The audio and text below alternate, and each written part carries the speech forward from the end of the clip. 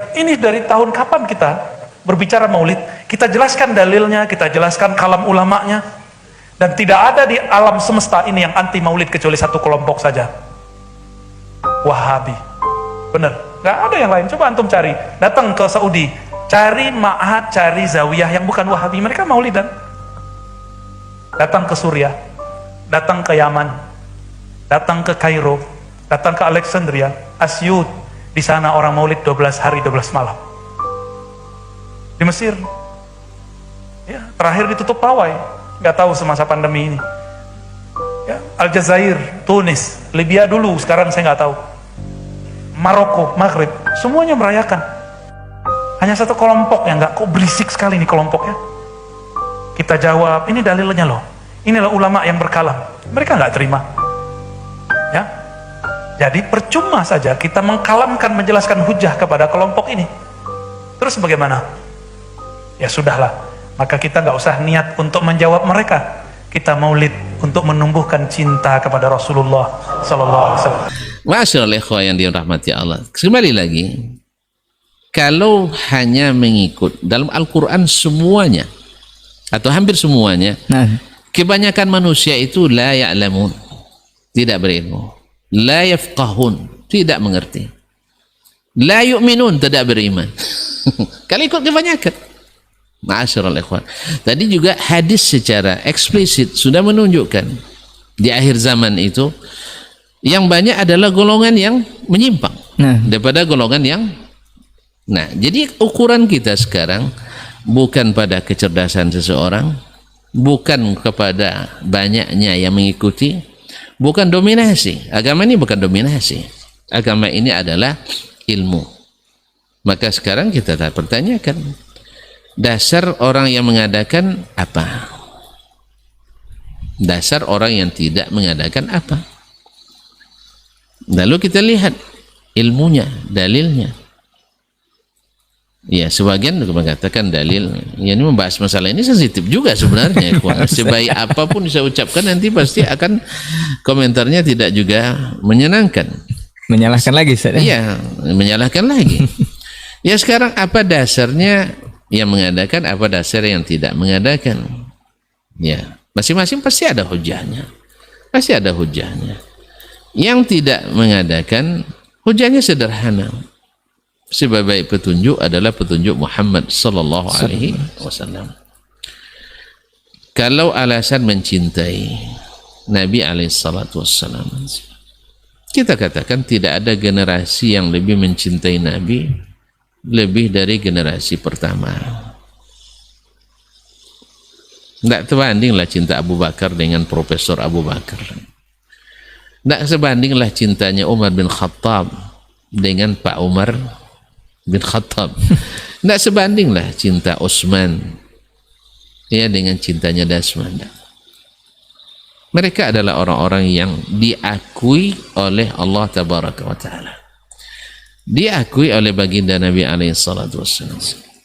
Kalau pernyataan cinta, maka cinta mereka teruji, kualitas berani diadu, ya, mutu berani diadu. Tidak ada yang meragukan itu kecuali orang-orang yang tersesat jalan, bahwa sahabat lebih mencintai Nabi dari generasi manapun, sehingga masuk mereka jarak-jarak radhiyallahu anhum wa radu anhu. Nah, yang kedua, kadang-kadang orang kan mencemooh juga, seandainya ada kebaikan pasti mereka lebih dulu melaksanakan.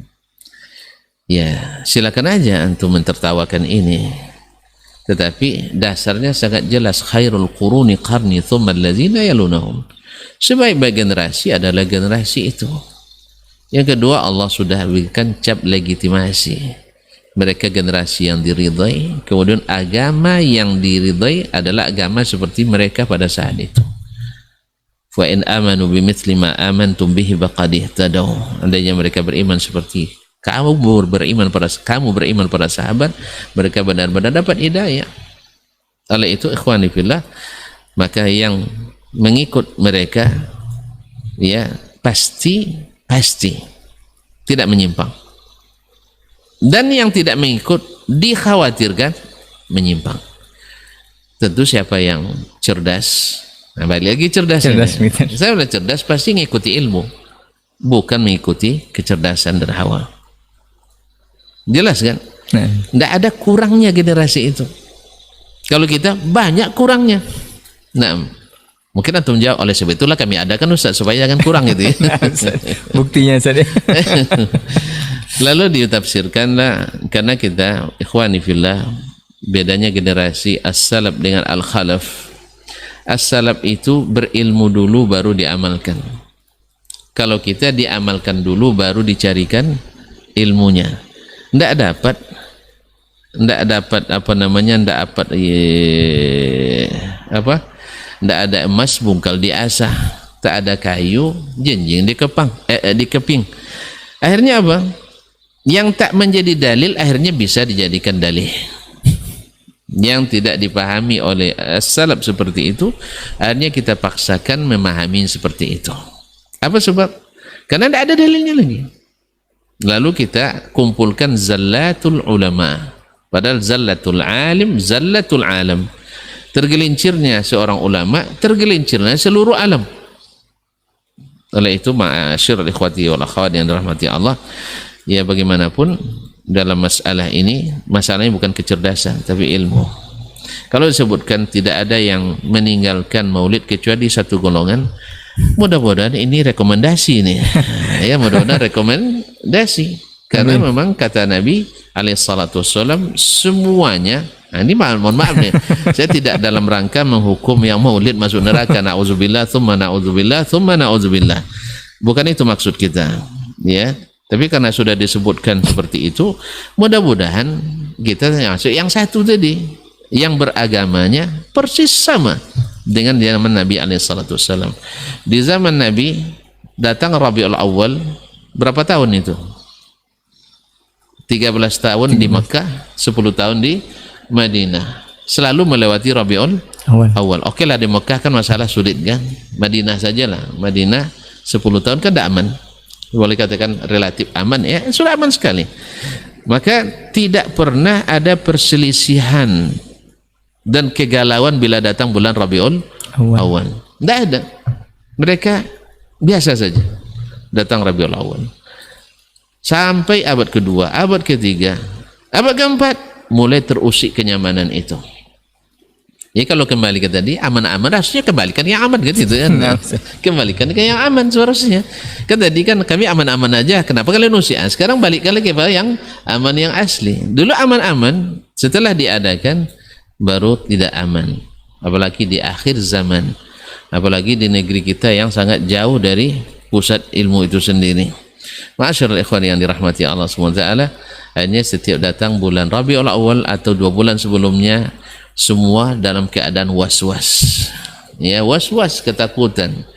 Yang mengadakan takut dihujat, yang tidak mengatakan takut difitnah, ya, dan sebagainya. Semua kekhawatiran. Nah, sumbernya di mana? Sumbernya di mengadakan atau di meniadakan? Ya, sepakatlah kita mengatakan bahwa sesungguhnya setelah diadakan baru terusik keamanan umat Islam, kenyamanannya. Nah, kalau gitu ya berusahalah untuk untuk menghilangkan sebab-sebab tidak nyaman itu. Nah, sebab-sebab tidak nyaman itu. Kalau untuk mencintai kan sudah ada contoh terbaik, generasi terbaik. Nah, kalau dikatakan dari seluruh umat Islam di dunia hanya satu golongan yang tidak mengatakan, ya wallahu ta'ala, apa cirinya? Tidak ada di zaman Nabi, tidak mereka buat. Tidak disuruh Nabi, tidak mereka buat. Tidak ditakrir Nabi, tidak mereka buat. Berarti man kana ala mithli ma ana alaihi al-yawma wa ashabi. Mereka yang beragamanya seperti di zaman saya dan para sahabat saya beragama. Allah Ta'ala alam. Walaupun ini klaim dianggap nanti klaim. Mudah-mudahan ini tidak dianggap klaim ya, Ustaz. Ini harapannya, Ustaz. Ya, harapan kita. Kenyataannya memang seperti itu. Nah. Kenyataannya memang seperti itu. Ya. Kalau seandainya kita temukan hadis sahih, ya, kemudian atau ayat yang sharih misalnya, bukan dipaksakan, ya apa salahnya? Kita juga sangat diuntungkan dengan itu. Bisa makan-makan, ya, bisa bikin acara dan sebagainya. Dan jangan-jangan juga ada ada hadiah-hadiah kan. Jadi, tapi karena subhanallah ya belum, subhanallah, mungkin karena pemahaman kita yang dangkal ya tidak ada ayat yang sharih kecuali yang dipaksakan seperti firman Allah Subhanahu wa ta'ala, qul bi fadlillahi wa bi rahmati fabidzalika falyafrahu, katakanlah dengan karunia dari Allah dan dengan rahmatnya hendaklah mereka bergembira, dijadikan itu bergembira. Baik, ayat ini sudah turun zaman Nabi dan sudah ditafsirkan oleh sahabat dan Nabi alaihissalatu wassalam. Ternyata ini maksud dengan fadlullah itu adalah Al-Quran, wa rahmatuh itu adalah agama Islam. Ya, siapa yang tidak gembira dengan Al-Quran dan agama Islam ini? Kemudian mereka apakah bergembira dengan itu dengan makna merayakan? Juga tidak. Walaupun kepada Umar dikatakan oleh seorang Yahudi, ayat dalam Al-Quran kalau seandainya turun kepada kami orang Yahudi, kami jadikan hari perayaan, katanya. Kata Umar, saya tahu kapan turunnya, di mana turunnya, bagaimana Nabi dalam keadaan turunnya ayat itu. Tapi apakah Umar menjadikannya perayaan? Juga tidak. Jadi banyaknya perayaan bukan berarti tambah syiar hidup Islam, tidak. Justru menambah beban bagi umat Islam lagi. Ya, kita kan menamakan syiar itu kan syiar. Syiar itu apa dalilnya? Karena syiar Allah tentu ada dari Allah SWT dan dari Rasul Sallallahu Alaihi Wasallam. Wallahu taala alam. Tapi Ustaz, tolong diingat kembali bahwa kita tidak menghukum orang masuk neraka ya. Nah, ini kan banyak yang nanya, Ustaz bisa jamin katanya yang maulid itu masuk neraka? Auzubillah, auzubillah, saya aja tidak bisa saya menjamin saya sendiri. Cuman tadi saya katakan, ya saya hanya menyampaikan atau mengatakan yang kita ikuti adalah zaman Nabi, zaman sahabat, zaman tabi'in dan para imam. Alhamdulillah mereka aman, saya ingin juga aman gitu. Nah, Ustaz.